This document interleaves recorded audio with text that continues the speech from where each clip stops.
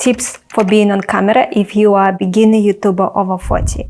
And I'm going to share some bonus pro tips that will be powerful even if you're not a beginner and you have been doing presenting on camera for a long time. You probably will learn something new as well. So stick until the end.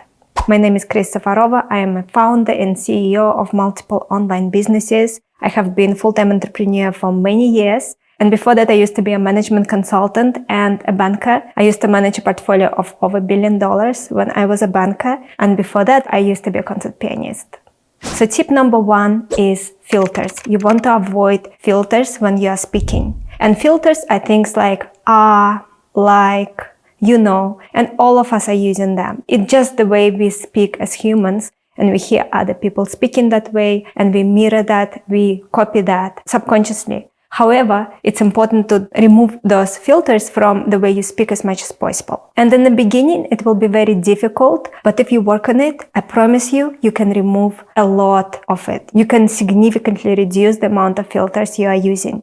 Many people are using filter And one thing I want you to remember is that when you say people think that you're less intelligent than if you didn't say So that is something I remember for myself. And all of us are using filters because sometimes we need to collect our thoughts and think what we want to say. But in a situation like that, it is better to pause, breathe, instead of saying something that is not delivering any value. I remember once I was interviewing someone for a podcast, and this person was talking about that filters are good. I haven't said anything. My audience know how I feel about filters, but it was a difficult podcast to do because I always want to bring value, and I understand the point of this person. However, filters are bad. Generally, they do not help you when you present on camera. The last thing we want is filters when you're presenting on camera, so let's remove them as much as possible. How can you remove filters? So one of the things you can do is you speak in small increments, and you breathe between those small increments.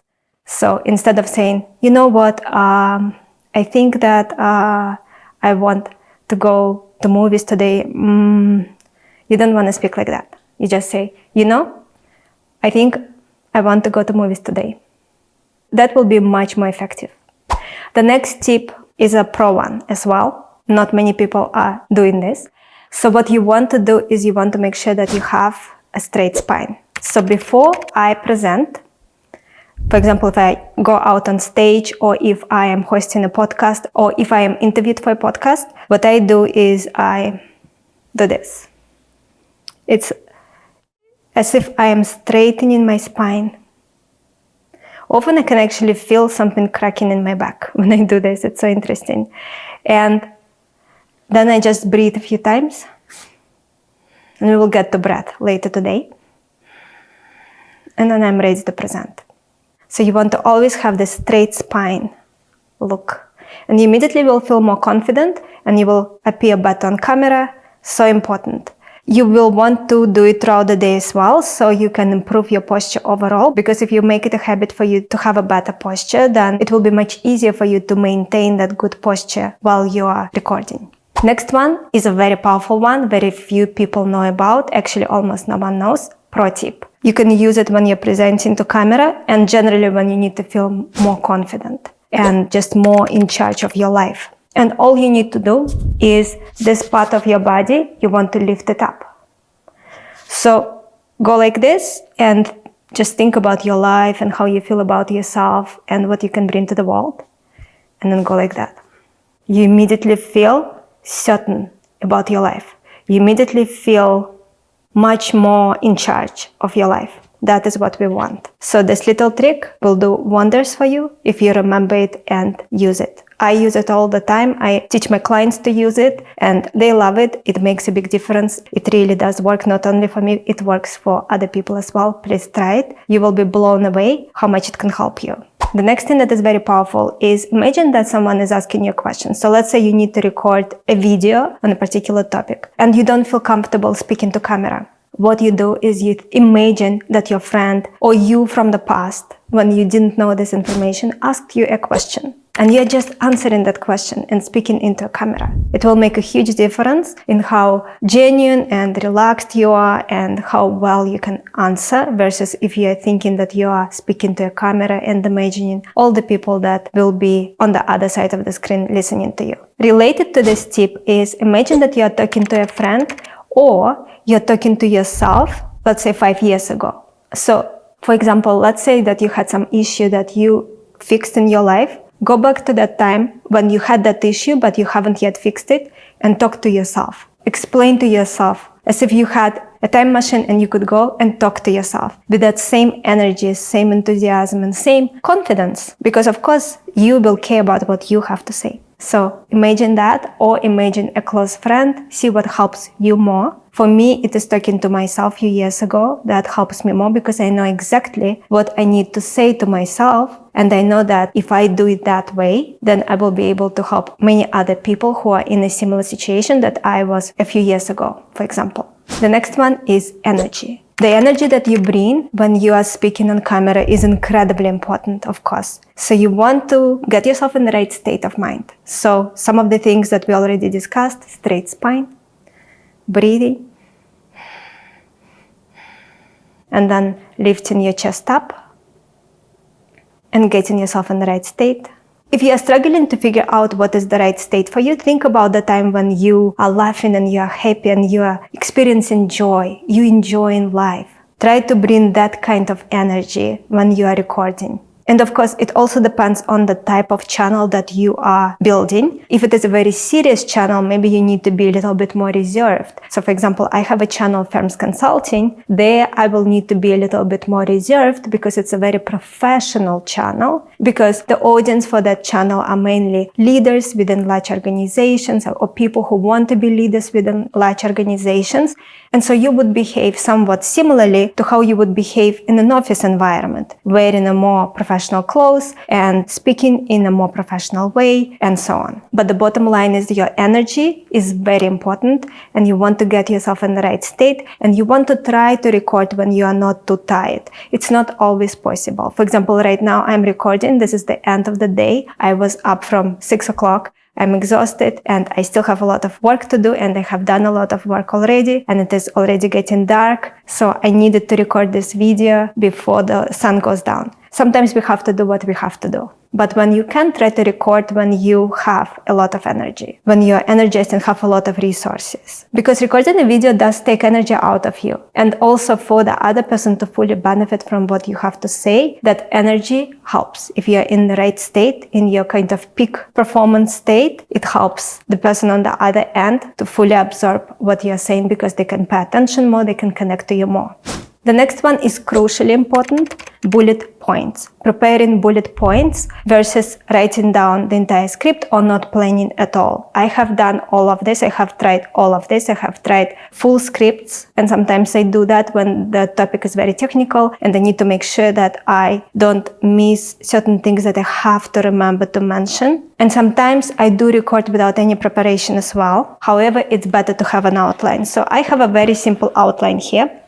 And this way I can make sure that I don't forget what I need to mention to you. And that allows me to go through it quickly and not forget something important. So that is what I would recommend. Now, once you have bullet points, you want to allow yourself to be in the flow and say what comes to you, what feels right in the moment, what you feel is coming from your heart and soul, and you're sharing it with the world. I find this is most effective versus memorizing certain things you want to make sure you say. Next one is be yourself.